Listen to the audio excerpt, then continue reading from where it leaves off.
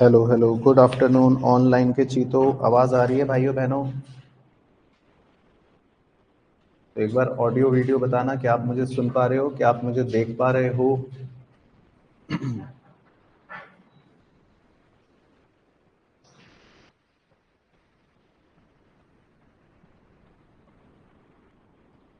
Okay, ठीक है। तो गुड आफ्टरनून, तो बहुत बहुत गुड आफ्टरनून। मैं एकदम बढ़िया हूँ। आप क्या, कैसे हो? क्या हाल चाल? केम छो? कैसन बा?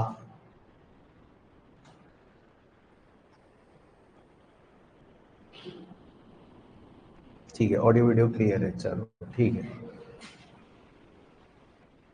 चलो ठीक है। तो बस कॉन्सेप्ट रजिस्टर निकालना है आज, ठीक है।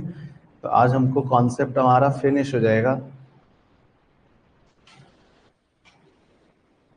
चलो करें फिर शुरू। ठीक है, लास्ट क्लास में आपने यहाँ तक करा होगा, मेरे से चिप के क्वेश्चन करा होगा। ये वाला खुद करा था। तो फिर ये वाला चेपा होगा। ठीक है, तो तीन एग्जांपल्स मतलब टाइप 2 एरर के हमने कर लिए थे, राइट। चलो ठीक है, तो आज करते हैं। तो आज मैं क्वेश्चंस सिखाऊंगा भी, थोड़े से कॉन्सेप्ट के भी। चलो तो डालो हेडिंग, डालो कॉन्सेप्ट में। आज आप डालो कॉन्सेप्ट के अंदर हेडिंग टाइप 3। तो बेसिकली पास्ट एडजस्टमेंट के पिछले दो लेक्चर्स के अंदर दो टाइप हमने कवर कर लिए थे, है ना। तो आज बस ये आखिरी टाइप खत्म कर लेंगे हम, और पूरा टॉपिक फिनिश हो जाएगा कॉन्सेप्चुअली। तो इसकी हेडिंग आप डालो स्पेशल एरर्स। तो टाइप 1 में हमने अप्रोप्रिएशन से रिलेटेड एरर करे थे। टाइप 2 में था प्रॉफिट शेयरिंग रेशियो से रिलेटेड एरर थे, है ना। तो टाइप 3 को मैंने नाम दिया है स्पेशल एरर्स। मतलब इसमें कुछ ऐसी गलतियां होंगी जिनको मैं स्पेशल बोल रहा हूँ। तो लिखवा देता हूँ क्या है वो स्पेशल गलतियां। एग्जाम्पल जैसे ओमिशन ऑफ रिजर्व, आप रिजर्व में पैसे ट्रांसफर करना भूल गए, omission of reserve, comma omission of charge against profit, omission of charge against profit, आप कोई चार्ज अगेंस्ट प्रॉफिट देना भूल गए, या फिर appropriations are more than available profits and some errors, या फिर अप्रोप्रिएशन से ज़्यादा हैं अवेलेबल प्रॉफिट से और कुछ गलतियां हो गई, है ना। और बाकी एटसेट्रा भी लिख सकते हैं, मतलब और भी इसी तरह की कुछ और गलतियां हो सकती हैं डिपेंडिंग अपॉन द क्वेश्चन। लेकिन मतलब कुछ भी और गलतियों को मैंने टाइप 3 में डाल दिया। तो टाइप 3 जो गलतियां हैं बेसिकली वो मतलब एक तरह से आप समझ लो रेसिडुअल गलतियां हैं। तो टाइप 1 और टाइप 2 के अलावा जितनी भी गलतियां हो सकती हैं उनको मैंने वैसे टाइप 3 में कंसीडर कर लिया, है ना। लेकिन हम छोटे छोटे एग्जाम्पल से आपको सिखाएंगे, ठीक है। तो आप सबसे पहले लिखो एग्जाम्पल 1। तो इसमें लिखो x comma y comma z are 3:2:1 partners, full stop. They divided 1,20,000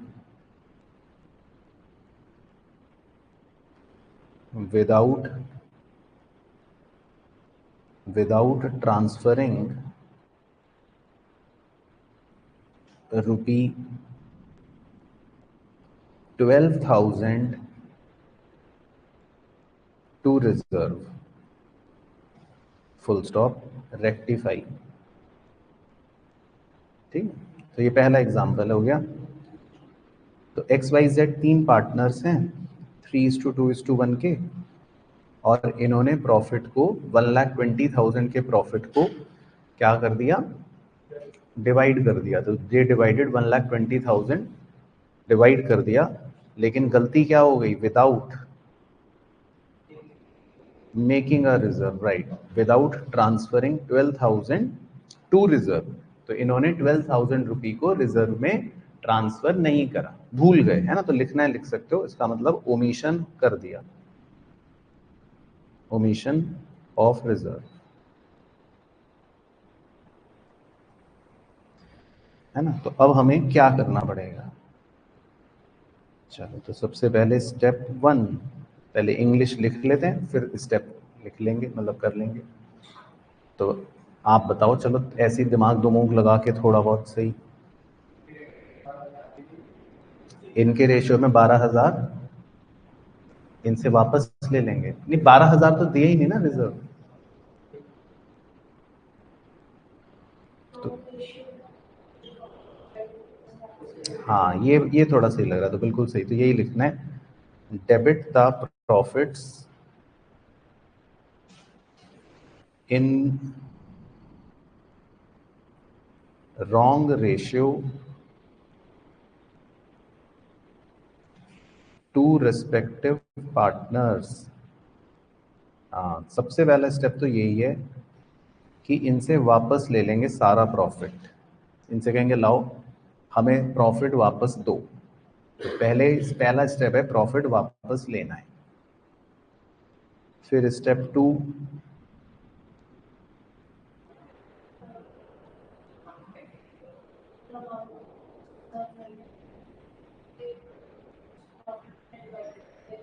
दे देना है, ठीक है, तो समझ गया, मतलब उसको इंग्लिश में लिख लेते हैं। तो क्रेडिट द करेक्ट प्रॉफिट्स, यानी कि सही प्रॉफिट्स को in correct ratio two respective partners, फिर उनको सही प्रॉफिट दे देंगे। तो पहले गलत प्रॉफिट ले लेंगे, फिर सही प्रॉफिट दे देंगे, सिंपल।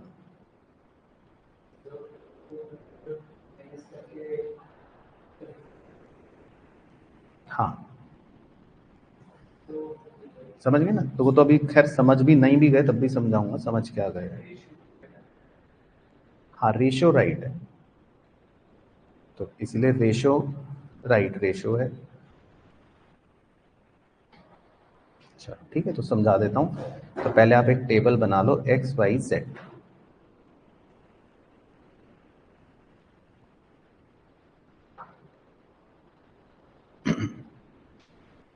ठीक है, एक्स वाई जेड। तो आपको समझाने के लिए मान लो ऐसे ही ले लेता हूँ कि मान लो ये मेरे पास कुछ प्रॉफिट्स थे, लेट्स से, ठीक है। तो ये प्रॉफिट मैंने पहले तीनों पार्टनर्स को दे दिए, है ना।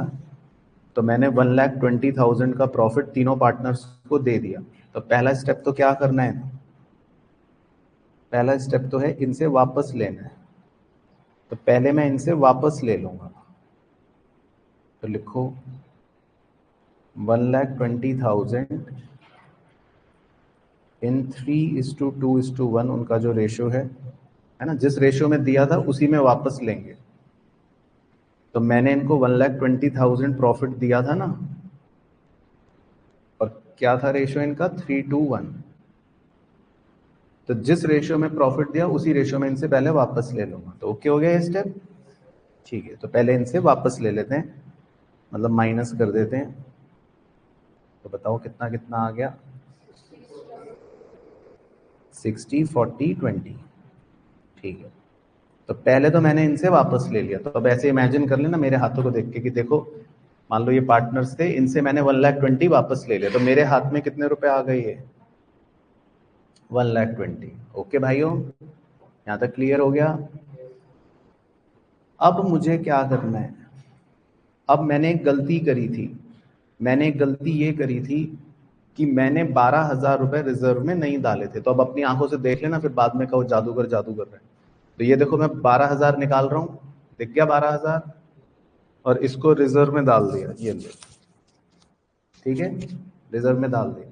तो अब बताओ कितने बच गए हाथ में, 1,08,000। तो एवरीबडी इज ओके। तो इसको बोलते हैं करेक्ट प्रॉफिट। तो अब मेरे हाथ में कितने बच गए? सिर्फ 1,08,000। तो अब मैं पार्टनर्स को कहूंगा भाई ये लो, अब तुम सही वाले ये लो, तुम ले लो। तो अब जब मैं पार्टनर्स को करेक्ट प्रॉफिट दूंगा, है ना, करेक्ट प्रॉफिट, तो अब मैं पार्टनर्स को कितने रुपए दूंगा बताओ? 1,08,000, राइट। तो आई होप कि आपको समझ आ गया होगा। तो अब मैं पार्टनर्स को 1,08,000 रुपए दे दूंगा। मैं कहूंगा ये लो भाई, ये रे 1,08,000 रख लो। और इनको क्या है इनका रेशियो?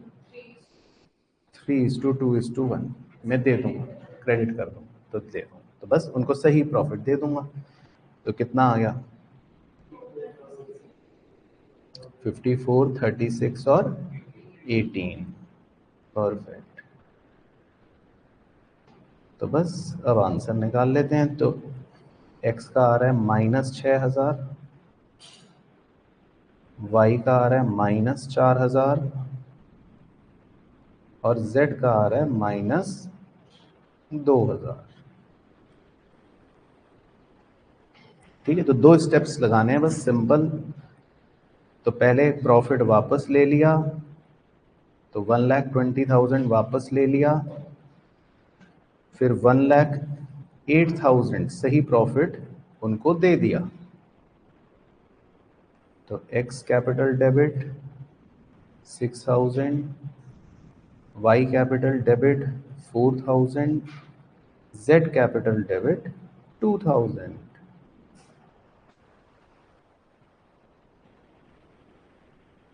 चलो, तो समझ आया स्टेप मेरे भाइयों बहनों? इसमें क्रेडिट क्या करेंगे? पर क्रेडिट करना है या छोड़ दें ऐसी? अच्छा, मतलब करना पड़ेगा। इतने होशियार हो आप? मुझे तो लगा बच्चा कहेगा चलो सर एग्जाम्पल 2।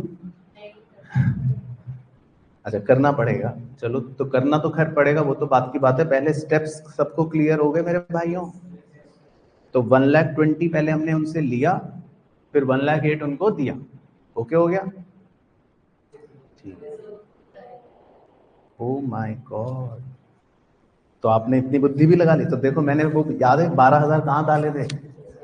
रिजर्व में। तो Gurudev very good, to reserve account.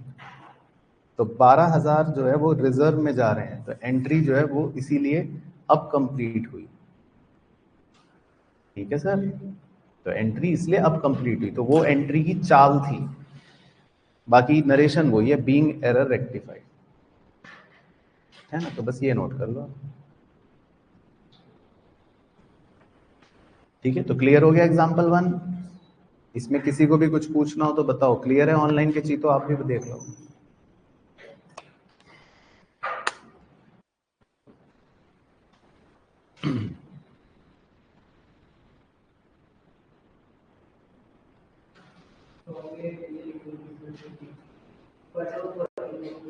वो तो वर्किंग नोट है, मेन तो आंसर ये है। जब बुक के क्वेश्चन कराऊंगा परसों, तो फिर इसको आंसर में लिखूंगा, वो वर्किंग में लिखूंगा।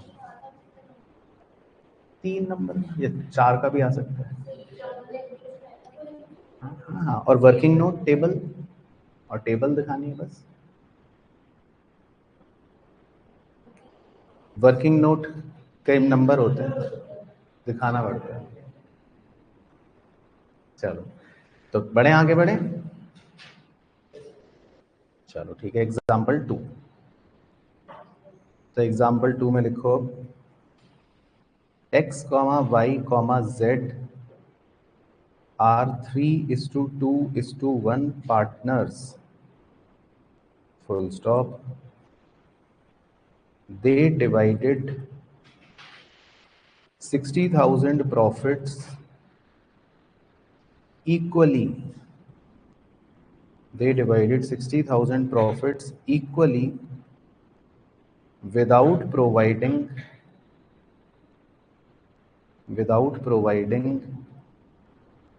manager's commission of ₹6,000. Full stop. Rectify. Full stop, rectify. चलो तो पहले क्वेश्चन का एनालिसिस कर लेते हैं भाइयों।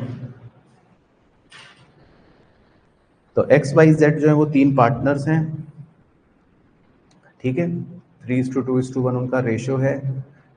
दे डिवाइडेड, उन्होंने डिवाइड कर दिया 60,000, मतलब ये प्रॉफिट्स है ना। दे डिवाइडेड प्रॉफिट्स 60,000, तो उन्होंने प्रॉफिट 60,000 को डिवाइड कर दिया। कैसे डिवाइड कर दिया बोलो? हाँ, तो इस बार उन्होंने गलत रेशियो में डिवाइड कर दिया। तो क्लियर है भाइयों बहनों? इस बार उन्होंने कौन से रेशियो में डिवाइड कर दिया? गलत रेशियो में डिवाइड कर दिया। लेकिन यहां पर अभी गलती रुकी नहीं, ये तो एक ही गलती है। अब आगे येलो कलर पढ़ो, और दूसरी गलती क्या हो गई? Without providing managers commission. इसका मतलब बोलो ना, इसका मतलब मैनेजर को कमीशन देना भी भूल गए। तो दो गलतियां हुई हैं इसमें, ओमिशन है ना। और मैनेजर कमीशन क्या होता है जी? चार्ज अगेंस्ट प्रॉफिट है ना, क्योंकि मैनेजर को देना है। तो इसमें दो गलतियां हो गई, राइट। तो पहले गलती समझ आ गई। चलो तो स्टेप लिखते हैं पहले, फिर सॉल्व कर लेंगे। तो ये स्टेप एग्जाम में नहीं लिखने, मैं फिर रिपीट कर रहा हूँ, ये तो अभी समझाने के लिए लिख रहा हूँ। तो बताओ, आप बताओ क्या करूं पहले? सही, बिल्कुल सही। Debit the profits in wrong ratio. सबसे पहले तो जिस रेशियो में दिया पार्टनर्स को प्रॉफिट, उसी में वापस ले लो, लाओ भाई वापस दो।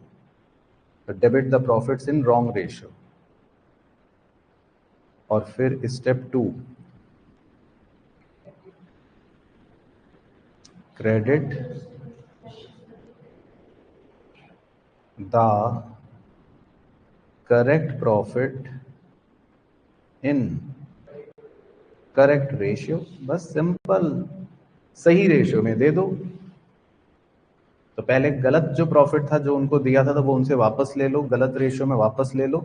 और फिर जो सही प्रॉफिट था वो उनको सही रेशियो में दे दो। ओके, चलो तो लिखो सॉल्यूशन।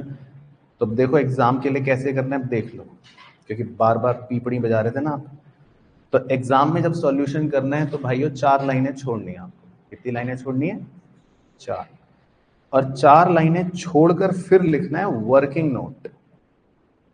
तो ये जो हम टेबल बनाकर आंसर निकालते हैं ना, वो वर्किंग नोट होता है। एक्चुअल में आंसर हमारी होती है जर्नल एंट्री।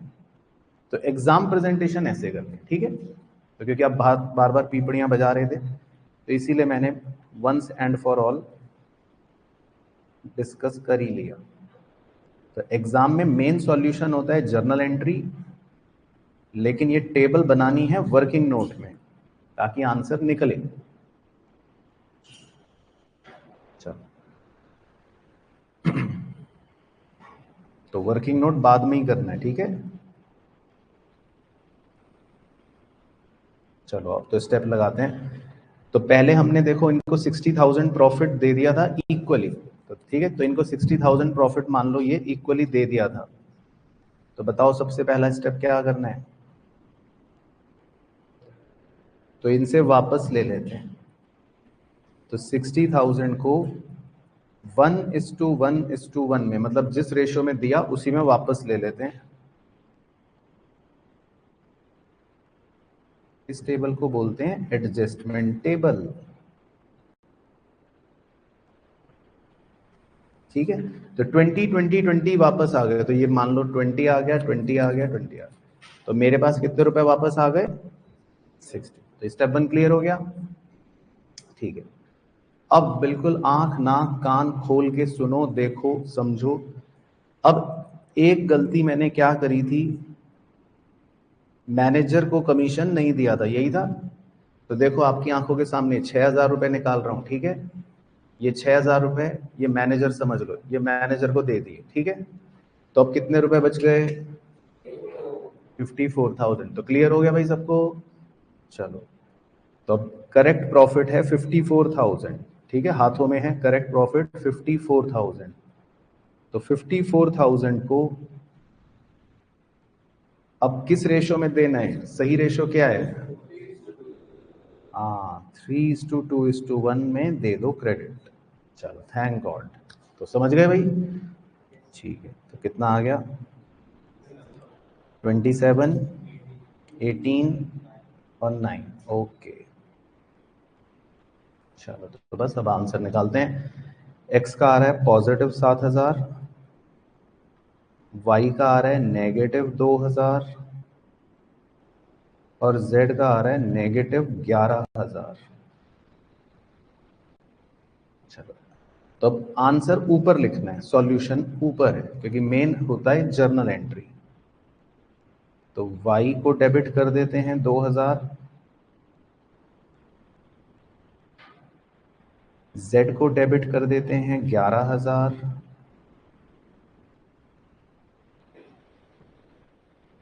और x को क्रेडिट कर देते हैं भाइयों बहनों 7,000।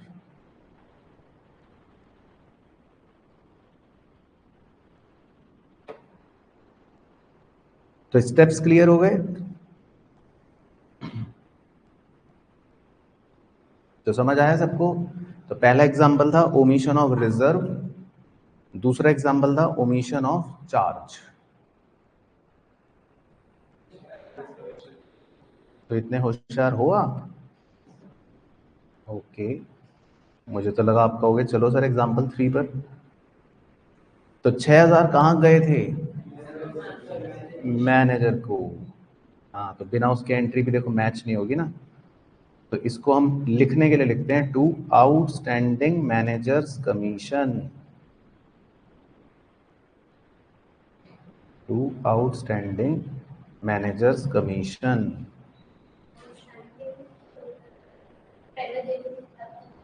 हाँ, मतलब हम ये मानते हैं अभी दिए नहीं, मतलब ये लाइबिलिटी क्रिएट कर। अगर पे कर देते तो मैं लिख देता टू कैश, लेकिन वो हम मानते नहीं है। ये तो 11th में भी था, मैनेजर कमीशन जो एडजस्टमेंट होती थी, तो आप उसको पीएनएल में लिखते थे डेबिट, दूसरा कहाँ लिखते थे? लाइबिलिटी। तो यही मानते हो ना, मैनेजर को कमीशन में ये मानते भी दिया नहीं आउटस्टैंडिंग। चलो, तो क्लियर हो गया भाइयों बहनों?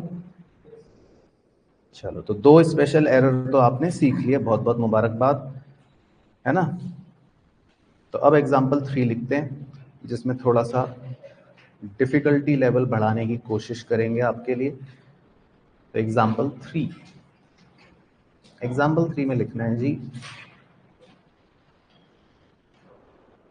x, y, z are 3:2:1 partners, full stop. Profits of the firm rupee 2,40,000 was divided equally. Oh my God! तो प्रॉफिट को आपने इक्वली बांट दिया विदाउट प्रोवाइडिंग वर्ड का मतलब, हाँ मतलब भूल गए, ओमिशन, राइट। तो विदाउट प्रोवाइडिंग, तो बस इस बार तो देखो आप क्या क्या भूल गए। इस बार आप भूल गए इंटरेस्ट ऑन लोन।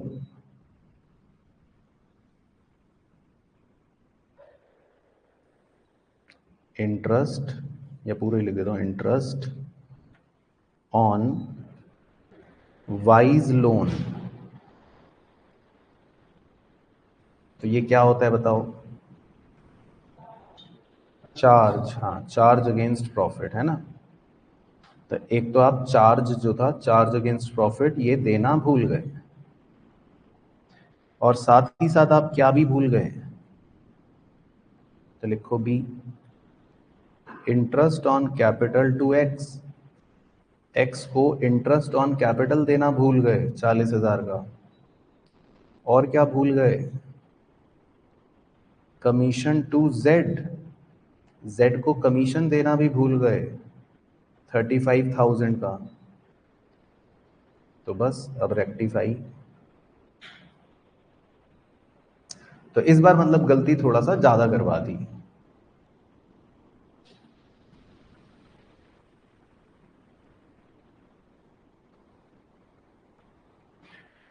चलो, बाकी कुश बाबू पूछ रहे थे कि सर मैनेजर कमीशन पिछले क्वेश्चन में आपने टेबल में क्यों नहीं लिखा। तो कुश बाबू मेरे भाई, मैनेजर कमीशन मैनेजर को दोगे या मैनेजर कमीशन XYZ को दोगे, बताओ। तो तब तक आप ये सोचो, तब तक हम आगे बढ़ रहे हैं कि मैनेजर का कमीशन मैं मैनेजर को दूं या XYZ को दूं, तब तक आप ये सोचो। चलो लिख लिया क्वेश्चन। चलो ठीक है, तो इसमें हम करें सॉल्व फिर। चलो, तो अब स्टेप लिखने की जरूरत नहीं, अब हम होशियार हो गए हैं। अब बार बार स्टेप इंग्लिश नहीं लिखेंगे, बस ओरली डिस्कस करते हैं और सीधा अब अपना आंसर लिखते हैं। तो सॉल्यूशन के लिए 4 लाइन छोड़ दो और उसके नीचे वर्किंग नोट। चलो, तो आपसे डिस्कस कर करके करूंगा। हाँ, ये है कि ऐसा कहीं भी नहीं होगा कि डिस्कस नहीं कर रहा, आपसे डिस्कस कर करके कर लूंगा। चलो, तो पहला स्टेप आप ही बताओ। चलो, अब अपने आप बताओ, मैं करूंगा।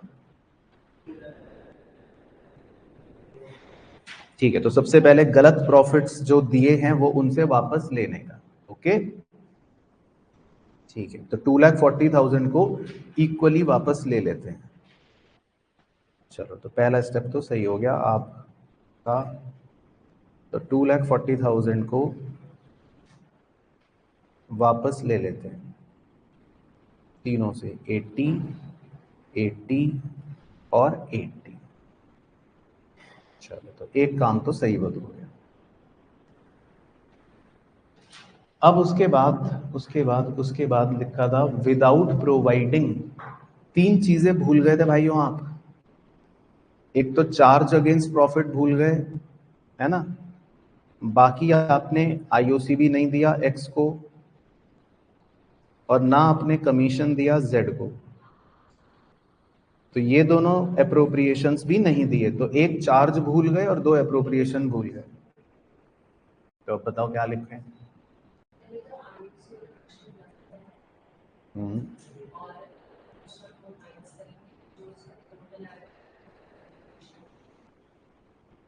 मजा नहीं आया भाई। आप क्या देना भूल गए? चलो शिवांश बताएगा, वो होशियार है। बताओ शिवांश, क्या क्या भूल गए? नहीं हो ना, गलत कर दिया भाई। आप क्या देना भूले? हाँ, नहीं दिया। तो एक्स को देखो, आपने इंटरेस्ट ऑन कैपिटल नहीं दिया, आप एक अप्रोप्रिएशन भूल गए। देना पड़ेगा ना, हाँ तो करो ना फिर, वही तो एक्स को आईओसी क्रेडिट करो पहले। एक्स को आईओसी क्रेडिट करो, क्योंकि देना भूल गए। तो अब दो, अब तो देना पड़ेगा ना भाइयों। और क्या भूल गए थे? कमीशन, हाँ, क्योंकि इस बार आप कमीशन भी देना भूल गए थे जेड को, तो कमीशन भी दो जेड को 35,000।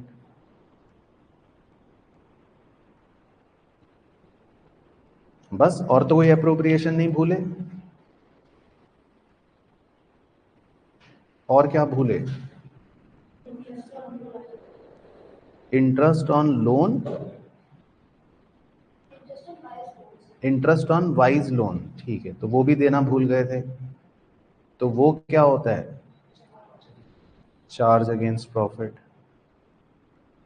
तो चार्ज अगेंस्ट प्रॉफिट्स जो होते हैं वो कभी भी एडजस्टमेंट टेबल में नहीं आते, क्योंकि चार्ज अगेंस्ट प्रॉफिट तो हमें पार्टनर्स को देना ही नहीं ना, वो तो अप्रोप्रिएशन है ही नहीं। चार्ज अगेंस्ट प्रॉफिट तो कौन था, क्या सिखाया था? राक्षस, गुंडे, ठीक है, तो वो पार्टनर्स को नहीं देने होते। तो आपको कभी भी चार्ज को नहीं लिखना। तो इसीलिए पिछले क्वेश्चन में भी अगर आप ऑब्जर्व करोगे, क्या मैनेजर कमीशन लिखा था? नहीं, क्योंकि वो भी चार्ज था। तो अपने को चार्ज को नहीं लिखना। चार्ज तो चार्ज है ना भाई, वो तो गुंडा है, उसको नहीं लिखना। हमें तो अप्रोप्रिएशन जो भूले बस वो लिखने हो। तो क्लियर हो गया यहां तक पहले? चलो अब एक लास्ट स्टेप और बताने की कोशिश करो, अब क्या करूं?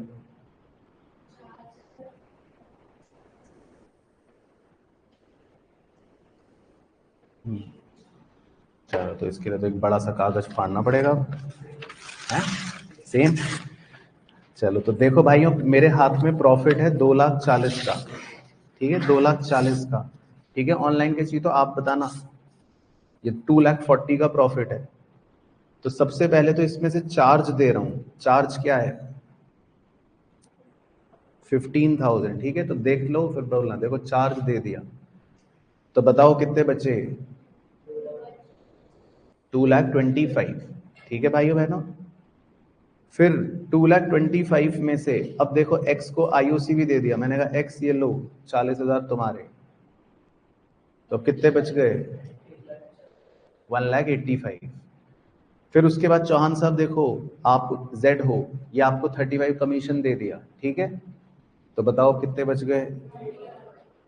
1,50,000। तो क्लियर हो गया मेरे भाइयों? तो 1,50,000 हमारा करेक्ट प्रॉफिट बच गया। चलो ठीक है, तो 1,50,000 हमारा करेक्ट प्रॉफिट बच गया। तो अब इस करेक्ट प्रॉफिट को क्या था रेशियो इनका सही? 3:2:1 में क्रेडिट कर दो, इनको दे दो। तो कितना कितना आएगा? 75, 50 और 25, ठीक।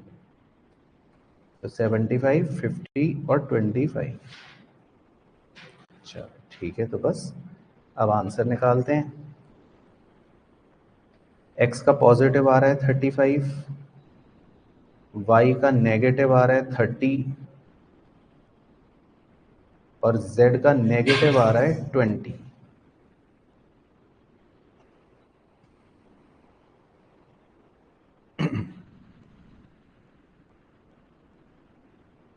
चलो ठीक है, तो अब लिख लेते हैं। अब आंसर ऊपर लिखेंगे, एंट्री ऊपर लिखेंगे। तो y को डेबिट कर देते हैं 30, तो y कैपिटल डेबिट 30। उसके बाद z को डेबिट कर देते हैं 20, तो z को डेबिट कर देते हैं 20 और x को क्रेडिट कर देते हैं 35 टू x। तो x को क्रेडिट कर देते हैं 35, बस।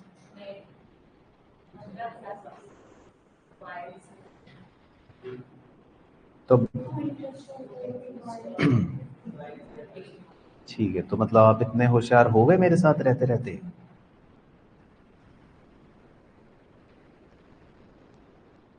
तो बताओ भाइयों बहनों, अब इसमें एंट्री मैच तो नहीं हो रही ना? वही सेम चीज। तो कितने रुपए रह गए? 15,000। तो वो इसीलिए तो रह गए क्योंकि 15,000 आपने किसको दिए थे? क्या है वो? हाँ, वाई का इंटरेस्ट ऑन लोन। इसको लिख सकते हो to interest on loan outstanding लगा दो बस। तो जैसे पिछले में था मैनेजर कमीशन आउटस्टैंडिंग, ऐसे इसमें इंटरेस्ट ऑन लोन आउटस्टैंडिंग।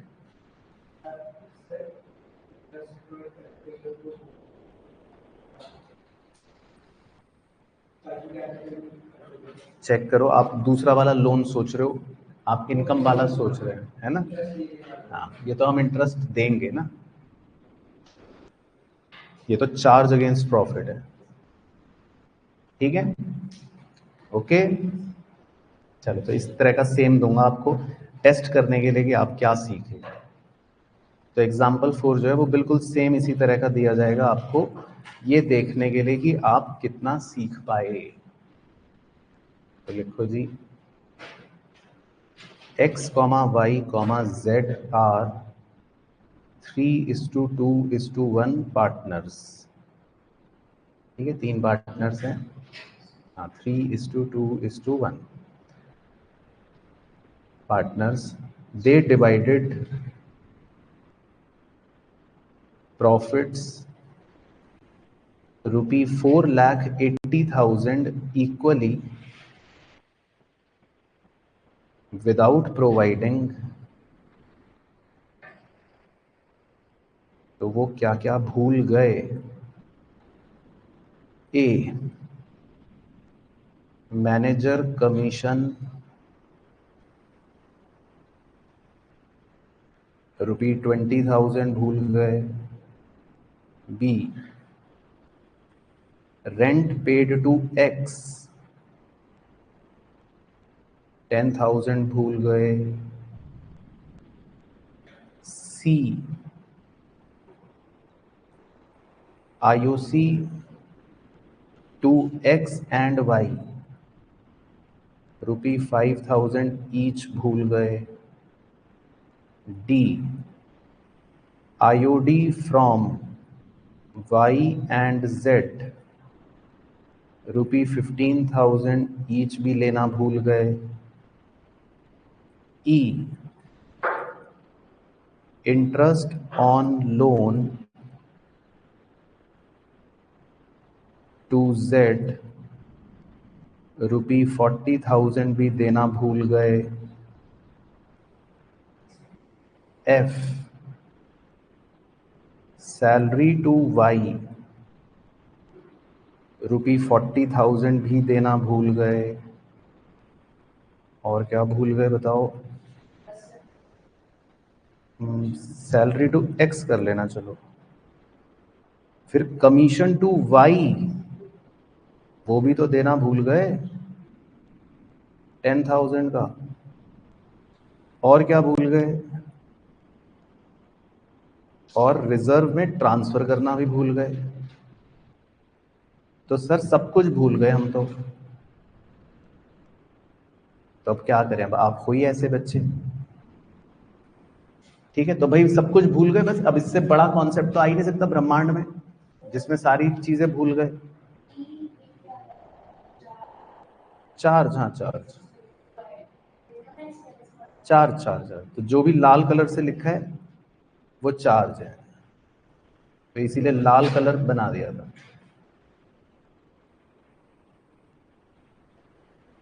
चलो ठीक है, तो आपको मिलेंगे 12 से 15 मिनट, फिर मुलाकात करते हैं 12 मिनट के बाद।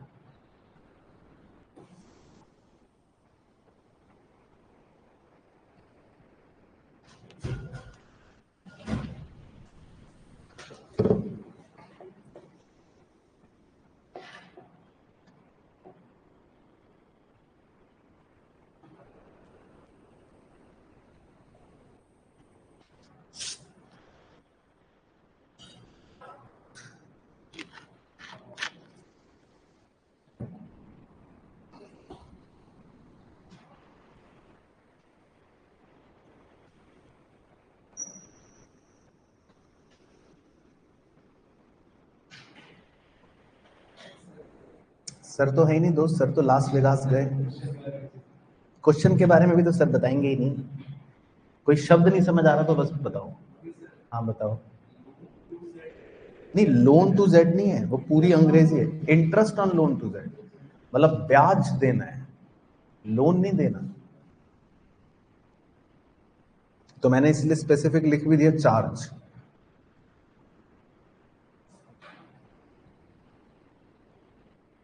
वो भी कर सकते थे जैनेश भाई, वेरी गुड, जो आपने कहा बात वो भी कर सकते थे, बस करा नहीं मैंने, लेकिन वो भी कर सकते हैं।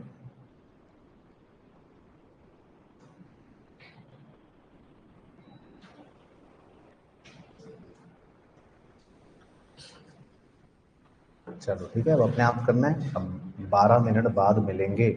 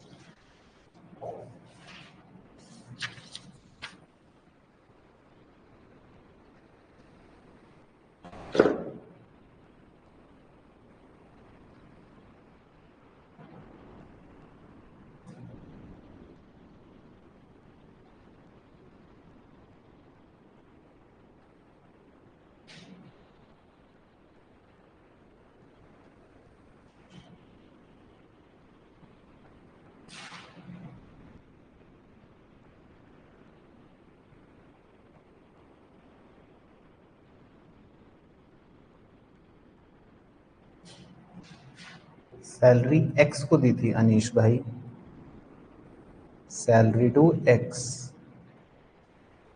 हाँ बानी है ना आसान, कितना आसान है। स्कूल में तो जल्दी जल्दी कराते हैं इसलिए नहीं समझ आता। रिजर्व में 25,000।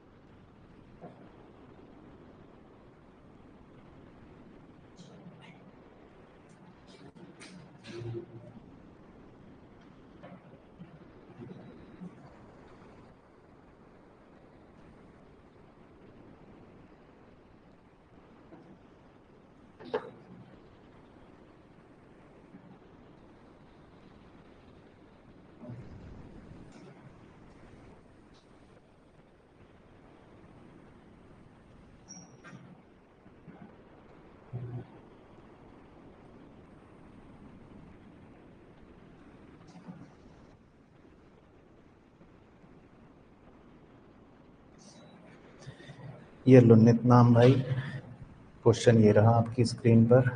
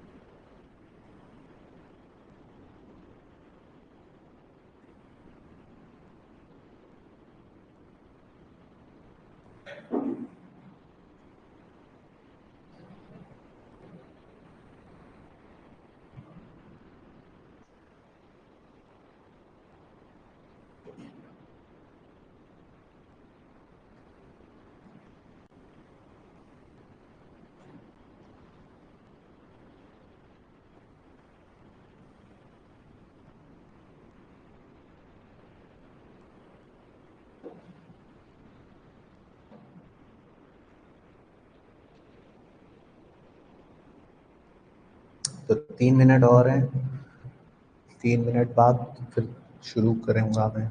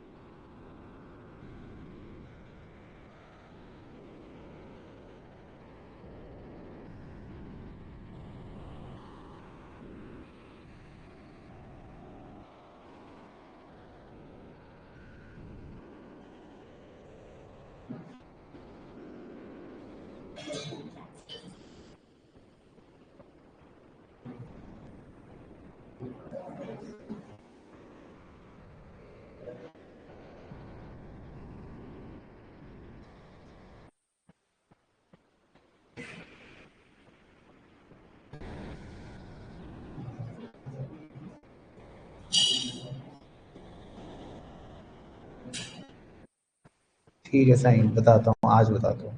याद रखो। नहीं नहीं, कुछ नहीं आपको।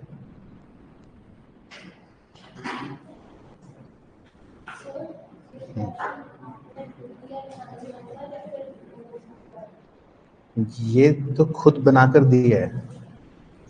ये अभी देखा नहीं आपने, अभी तो लिखा सोचते सोचते आपके सामने। हाँ कोई नहीं, डेसिमल में आ रहा होगा इसलिए घबराहट हो रही है, कोई नहीं, वो तो आप मैथ्स वाले चैम।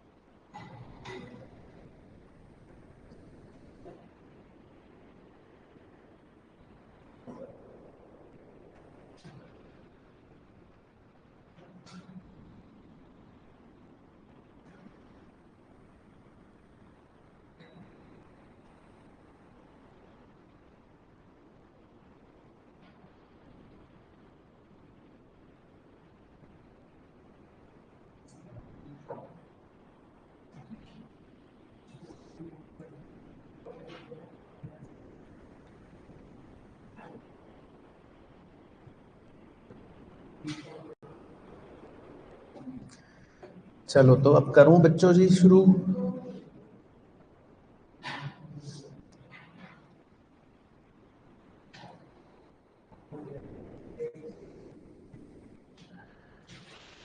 चलो ऑनलाइन वालों से पूछता हूँ तब तक। ठीक है साईं भाई, आज बताता हूँ, आज बताता हूँ।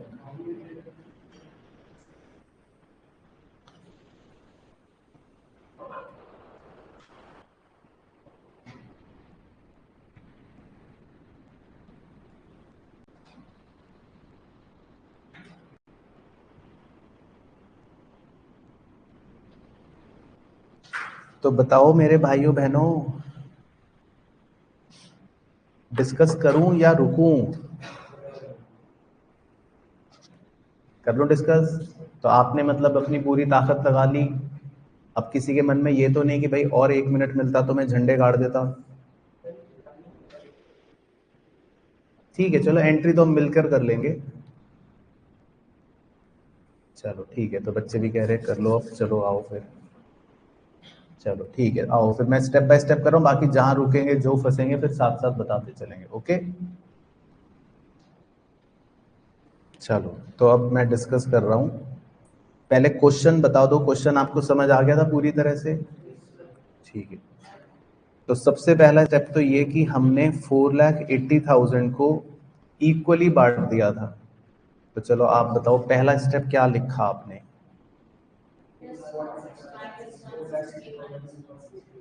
ठीक है, तो 4,80,000 को तीनों पार्टनर्स से इक्वली इक्वली डेबिट कर लिया भाइयों। ठीक है, पहला स्टेप ओके। चलो, अब हम क्या क्या चीजें भूल गए थे, तो मैंने इसमें सारी ही लिस्ट दे दी कि भाई सब कुछ ही भूल गए, तब इससे बड़ा तो कुछ और होगा नहीं। तो अब आपको जो पिछले क्वेश्चन में सिखाया था, जो कॉन्सेप्ट था, वो दोबारा से देख लो कि जो हम चार्ज होते हैं, ये ए बी और ई, ये तीन चीजें जो चार्ज अगेंस्ट प्रॉफिट्स होती हैं, दिख रही हैं सबको लाल कलर की? इसे टेबल में नहीं लिखना, क्योंकि ये हम पार्टनर को नहीं देते। ओके, तो इनको टेबल में नहीं लिखना, ये चार्ज है। ऑलराइट, चलो, अब आप क्या क्या चीजें देना भूल गए थे पार्टनर्स को और क्या लेना भूल गए थे पार्टनर्स को, वो काले रंग की 4 पट्टियां देख लो, point C, point D, point F और पॉइंट जी।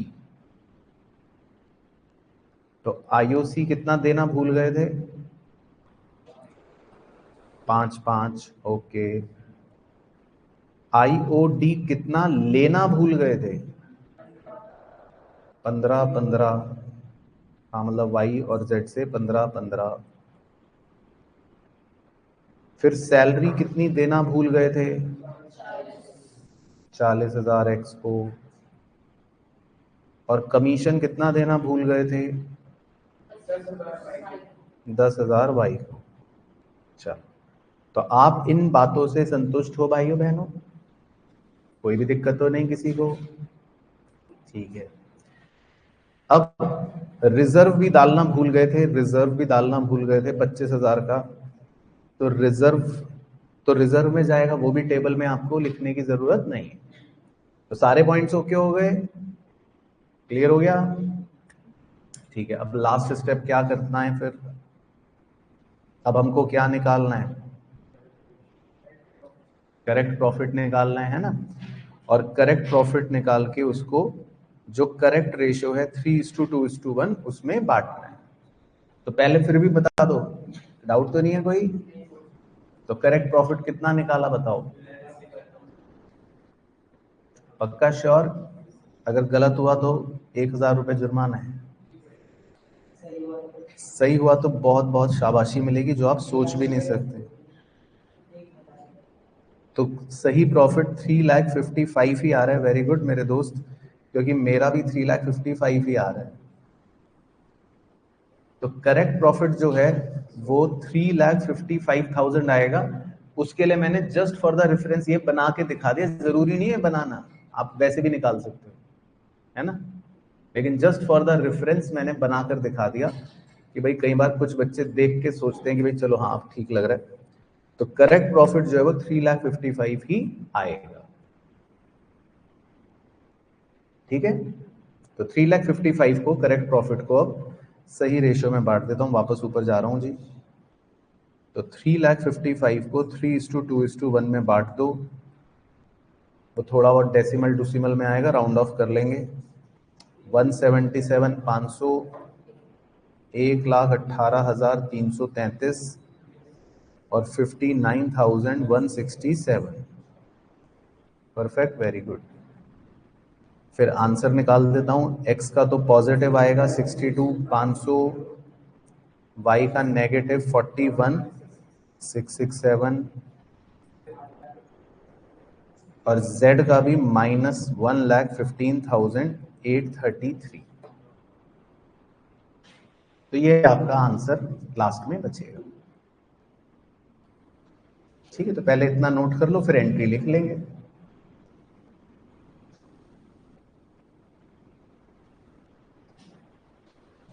चलो कोई बात नहीं। तो क्लियर है मेरे ऑनलाइन के प्यारे चीतो भाइयों बहनों? बाकी किसी को भी डाउट तो नहीं है? क्लियर है सबको? चलो ठीक है। चलो ठीक है, तो मैं अब ऊपर जा रहा हूँ एंट्री करने। चलो, तो अब एंट्री कर रहा हूँ। ठीक है, ये आंसर नोट कर लिया ना? 62,500 पॉजिटिव एक्स का, 41,667 वाई का नेगेटिव और जेड का भी नेगेटिव।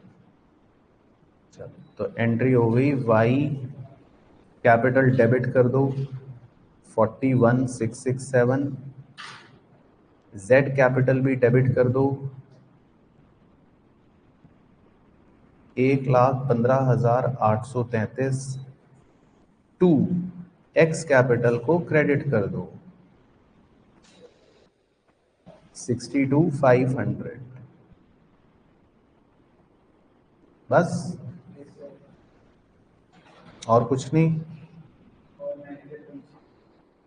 अब क्या क्या चीजें छोड़ रखी थी आपने? बताओ क्या क्या चीजें छोड़ रखी थी जो टेबल में नहीं लिखी थी?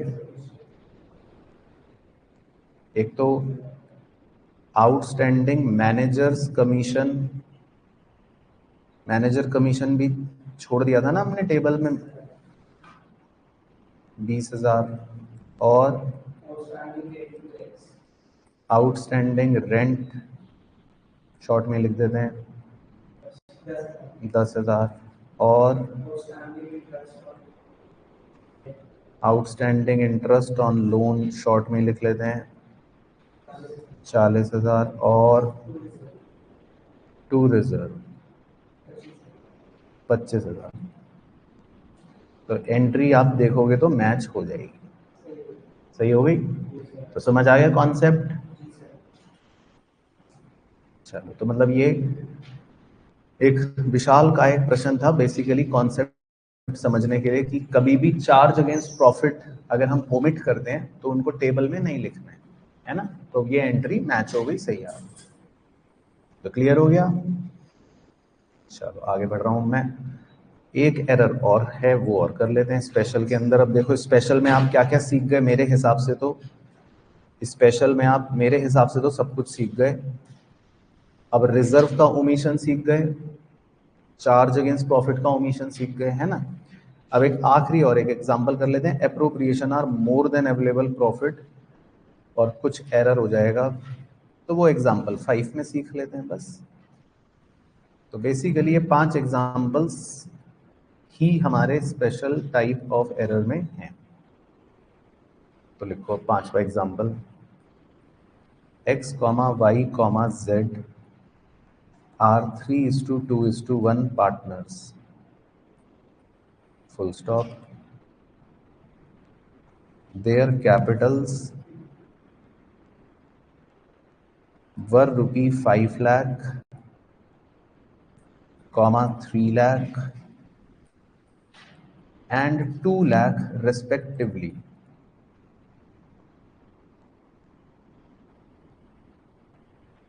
Full stop.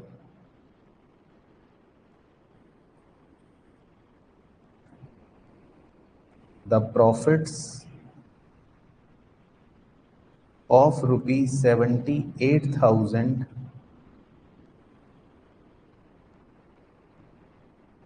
were divided equally.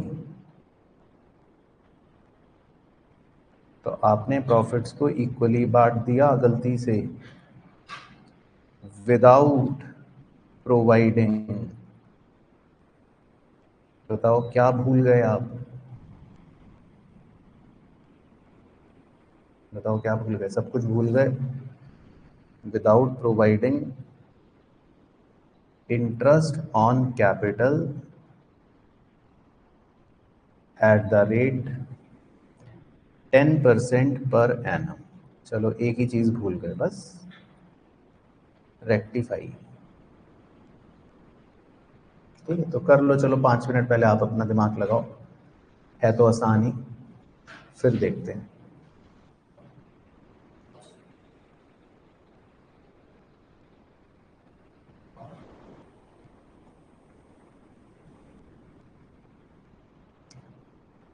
ठीक है हर्षद भाई।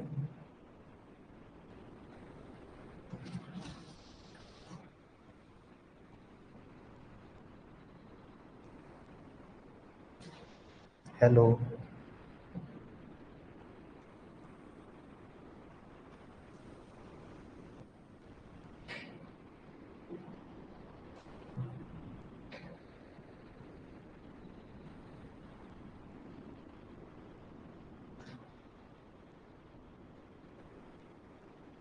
बुक्स पहुंचने वाली हैं, मिल जाएंगी बुक्स, कुछ बच्चों को मिल गई, कुछ को अब पहुंचना शुरू हो चुकी हैं।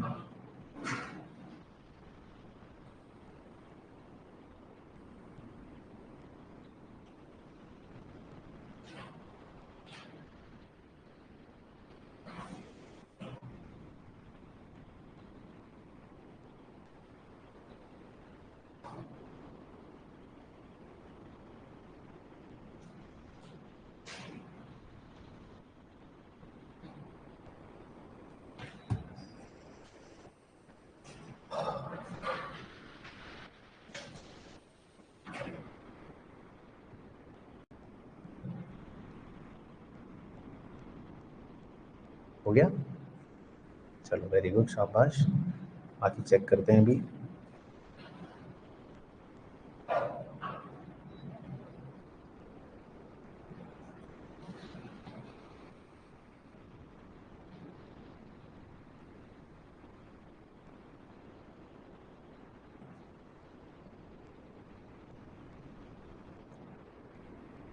चलो तो धीरे धीरे मैं शुरू कर रहा हूँ जस्ट आपसे पूछने के लिए। तो सॉल्यूशन के लिए तो 4 लाइन छोड़ देते हैं। अब क्या करें, शुरुआत कैसे करें, पहले आप अपना दिमाग बताओ, फिर मैं सोचता हूँ कि आपने क्या सोचा, फिर मैं सोचूं। XYZ 3 पार्टनर्स हैं, इन्होंने 3:2:1 इनका रेशियो है। इन्होंने प्रॉफिट 78,000 को इक्वली बांट दिया और इंटरेस्ट देना भूल गए, तो क्या करोगे पहला स्टेप? ठीक है, तो सबसे पहला स्टेप, प्रॉफिट तीनों से वापस ले लिए इक्वली कि नहीं लिए? ले लिए, मतलब ये स्टेप करा या ये भी नहीं करा? सर ये भी नहीं करा, हम तो इंतजार देख रहे थे आपका चेपने का। तो बताओ कितना कितना लिया? 26। ठीक है,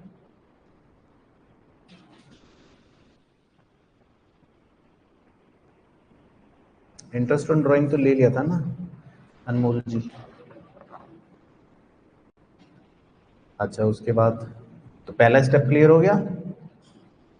तो अब मेरे हाथ में 78,000 प्रॉफिट आ गए मान लो, ठीक है, तो प्रॉफिट तो आ गया। अब अब क्या करें? अब क्या भूल गए थे आप देना? अब इसमें से अब देना भी है, क्या भूल गए थे? IOC, इंटरेस्ट ऑन कैपिटल, आप देना भूल गए थे 10%। तो 10% इंटरेस्ट देना भूल गए थे, तो क्या लिखा? IOC क्रेडिट, ये लिखा या ये नहीं लिखा, या मेरा इंतजार कर रहे थे छेपने का? नहीं लिखा, क्यों नहीं लिखा? नहीं, अरे ज्यादा अमाउंट जा रहा है लेकिन कुछ तो दोगे। चलो आओ, तो बच्चा कह रहे हैं कि ज्यादा अमाउंट जा रहा है, लेकिन चलो जस्ट फॉर रेफरेंस बना रहा हूं, हमारे पास कितना है प्रॉफिट? 78। अब IOC कितना देना है पार्टनर्स को? 10% के हिसाब से XYZ को कितना कितना देना है? 50,000, 30,000 और 20,000। ठीक है, तो चलो ये बात तो समझ आ गई आपकी कि भाई ज्यादा हो रहा है, 1 लाख हो रहा है। ठीक है, एप्रोप्रिएशन ज्यादा हो रहे हैं। ठीक है, हाँ, लेकिन अब कितना दोगे वो भी तो, उसका भी तो सॉल्यूशन सिखा रखा है कि अगर मान लो 1 लाख तो ज्यादा हो रहा है, लेकिन कितना दोगे ये भी तो सिखा रखा है। हाँ, तो अब 50 और 30 और 20 नहीं दोगे, लेकिन कुछ तो दोगे ना, तो वो कुछ कितना दोगे वो निकालो भाई। 50 30 20 नहीं दोगे, मेरी बात समझ आ रही है या अजीब सा लग रहा है? आ रही है? तो 50 30 20 तो चलो नहीं दोगे, ज्यादा हो गया अप्रोप्रिएशन, लेकिन फिर कितना दोगे वो भी तो निकालो ना। तो उसका क्या तरीका सिखाया था?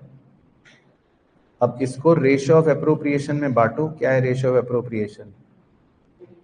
5 मतलब 50 30 और 20। तो 50 30 और 20 में बांटो, कितना आएगा? मतलब 5 3 2 में बांटो,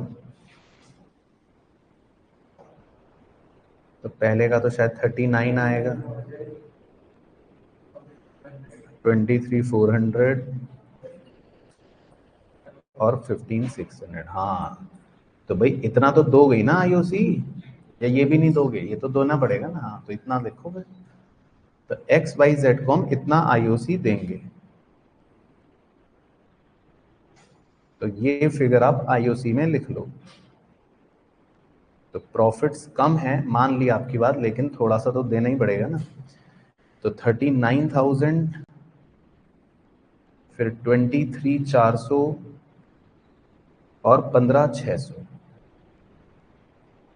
ठीक है, तो ये दे दिया। फिर उसके बाद लास्ट स्टेप, अब क्या करें?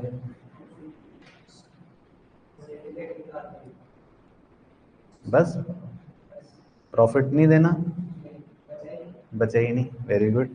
तो प्रॉफिट तो बचा ही नहीं है ना? तो अब कुछ प्रॉफिट देने की जरूरत ही नहीं है, जीरो प्रॉफिट बचे ना अब तो अब तो करेक्ट प्रॉफिट कुछ बचे ही नहीं। तो बस अब क्या ही दोगे, तो छोड़ दो। तो निकालो आंसर। एक्स का तो पॉजिटिव 13,000 आ रहा है, वाई का नेगेटिव 2,600 और जेड का नेगेटिव 11,400 या 10,400। 10,400 लग रहा है शक्ल से।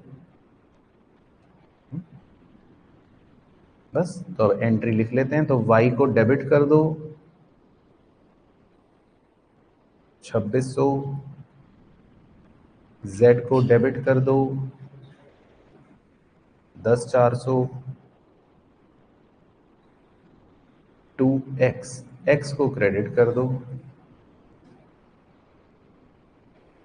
13,000। बस तो मैच हो जाएगा। ठीक है, तो समझ आ गया स्पेशल एरर भी। तो एक चीज ध्यान रखो, तीनों टाइप के आपको टोटल मिलाकर कितने एग्जांपल्स करा दिए? 17। तो जब भी ये टॉपिक रिवाइज करना हो तो पहले ये 17 एग्जाम्पल करने, उसके बाद कभी किताब विताब इधर उधर क्वेश्चन पे कूदना है। डायरेक्टली क्वेश्चन पे कूदोगे तो हो सकता है प्रॉब्लम आए। तो हमेशा कॉन्सेप्ट पहले 17 एग्जाम्पल, फिर उसके बाद किताब का कोई भी क्वेश्चन, दुनिया का कोई भी क्वेश्चन कर सकते हो। तो एटलीस्ट आपके कॉन्सेप्ट क्लियर रहे। बट समझ आ गया वाला पूरा अच्छे से?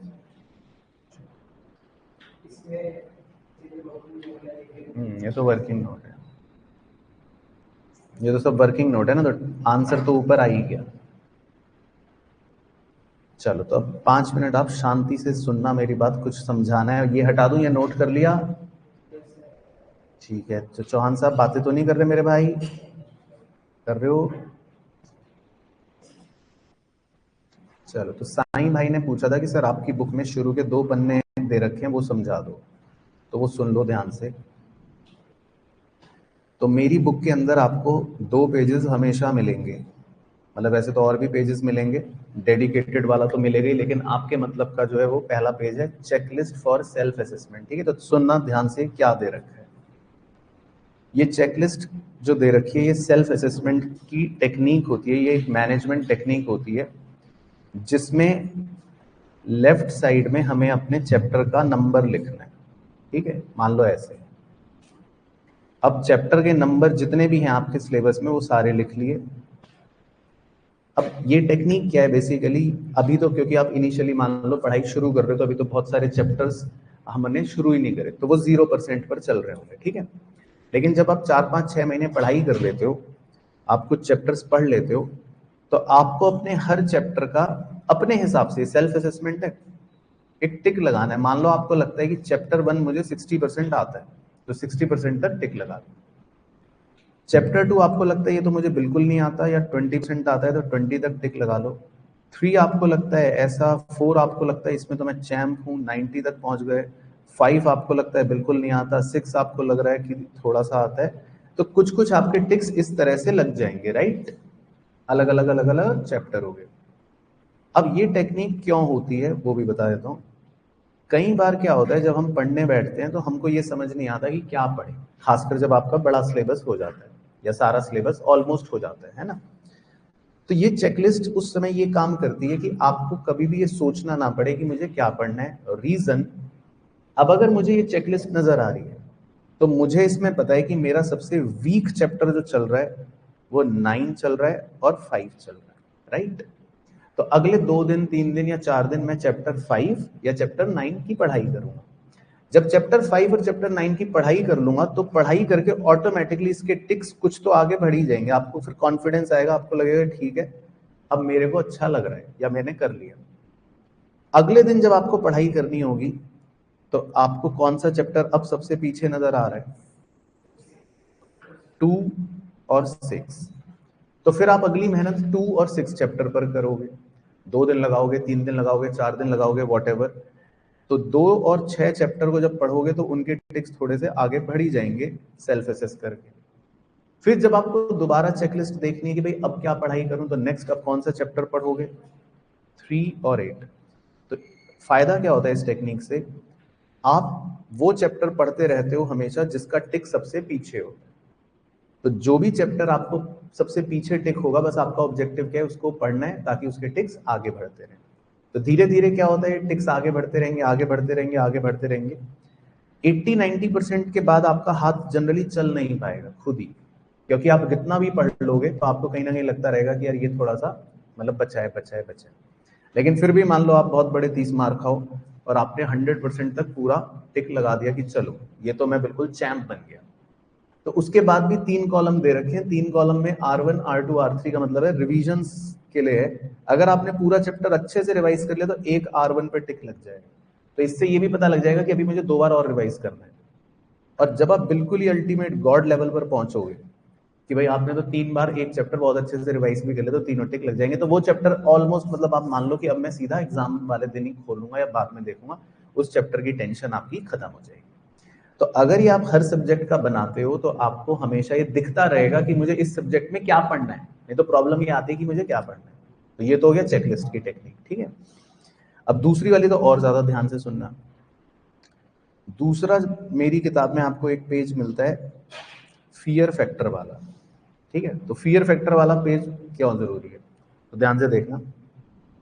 अगर मैं आपसे ये पूछूं कि बताओ सबसे मुश्किल चैप्टर कौन सा था क्लास 11th का, फाइनल अकाउंट्स, कोई कहेगा डेप्रिसिएशन, कोई कहेगा ये वो, ठीक है। तो मैं आपको एक साइकोलॉजिकल फैक्ट बताता हूँ, है ना, वो मुश्किल लगता था ना, देखो अब ध्यान से सुनना। देखो, कोई भी चैप्टर जो होता है वो कभी भी मुश्किल नहीं होता है। आपकी साइकोलॉजी क्या होती है, किसी भी चैप्टर में मान लो टोटल 8 टॉपिक्स हैं, ठीक है। उन 8 टॉपिक्स में अलग अलग अलग अलग क्वेश्चंस होते हैं, ठीक है। अब किसी भी एक पर्टिकुलर टॉपिक के अंदर आपका मान लो 1 या 2 क्वेश्चन नहीं हुआ, गलत हो गया या आपको समझ नहीं आ रहा, तो आप उस पूरे चैप्टर पे दोष मढ़ देते हो, आप कहते हो ये चैप्टर खराब है, चैप्टर मुश्किल है। फॉर एग्जाम्पल, अभी जो आप मान लो क्लास 12 में फंडामेंटल्स चैप्टर पढ़ रहे हो, अब इसमें हो सकता है आगे चल के आपको फॉर एग्जाम्पल पास्ट एडजस्टमेंट का टॉपिक का कोई एक क्वेश्चन सॉल्व नहीं हो, ना हो, और होगा ऐसा नहीं हो पाएगा सॉल्व, तो आप सीधा क्या बोल दोगे बाद में कि ये चैप्टर मुश्किल है, ये चैप्टर क्या है, मुश्किल है। तो हमें चैप्टर मुश्किल कभी भी नहीं बोलना, ना कभी सोचना। हमेशा क्वेश्चन मुश्किल होता है, जो क्वेश्चन मुश्किल लगे उसको 2 बार करो, 4 बार करो, 10 बार करो, 20 बार करो, तब तक करते रहो जब तक आसान ना लगे। तो इसीलिए फियर फैक्टर जो दे रखी है टेबल, ये क्या दे रखी है, देखो जी, आपको अपने चैप्टर नंबर की लिस्ट तो लिखनी है यहाँ, जितने भी हैं चैप्टर 1 2 3 4 5 जितने हो गए, ठीक है। पूरे चैप्टर में जितने मुश्किल क्वेश्चन लगते हैं, जिनसे आपको डर लगा, जो आपके गलत हुए, उनकी लिस्ट यहाँ पे लिख ली कि भैया पूरे चैप्टर में मेरे ये क्वेश्चंस गलत हुए थे, या ये क्वेश्चंस मैंने ढूंढ लिए, ये सबसे मुश्किल क्वेश्चन लग रहे हैं मुझे, इन्हीं क्वेश्चनों में डर लग रहा है। तो यहाँ लिस्ट तैयार हो गई, यानी कि इसके अलावा कोई क्वेश्चन ऐसा नहीं है जिससे आपको डर लग रहा है। तो यहाँ पे आपकी सारी लिस्ट कौन सी तैयार हो गई, जिनसे आपको डर लग रहा है, फियर फैक्टर। अब आपका काम क्या है, जब ऊपर की लिस्ट से आपको ये पता लगा कि भाई मान लो मुझे चैप्टर 6 पढ़ना है, तो अब चैप्टर 6 के अंदर क्या पढ़ना है भाइयों, बताओ। हाँ, जो चैप्टर 6 के अंदर आपको जितने भी फियर फैक्टर वाले क्वेश्चन लिख रखे होंगे ना, तो आपका ऑब्जेक्टिव है आज मैं इनको एक एक करके कट करूंगा, आज मैं इनको एक एक करके कट करूंगा, या 2 दिन में करूंगा, 4 दिन में करूंगा, लेकिन मेरा ऑब्जेक्टिव है इस पूरी लिस्ट को कट करना है उस चैप्टर के अंदर।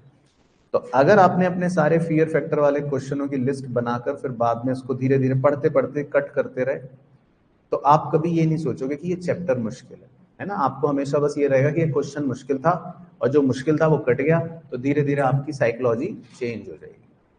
तो ये 2 पन्ने मैं अपनी हर किताब में देता हूँ, तो आई होप आपको क्लियर हो गया होगा इन 2 पन्नों का यूज क्या करना है। बाकी ये सेम टेक्निक आप अपने हर सब्जेक्ट में भी अप्लाई कर सकते हो अगर पसंद आए तो, ठीक है। चलो डन, ओके साईं भाई, समझ गए मेरे भाई। चलो परसों बाकी बुक लेकर आना, परसों क्वेश्चंस करें।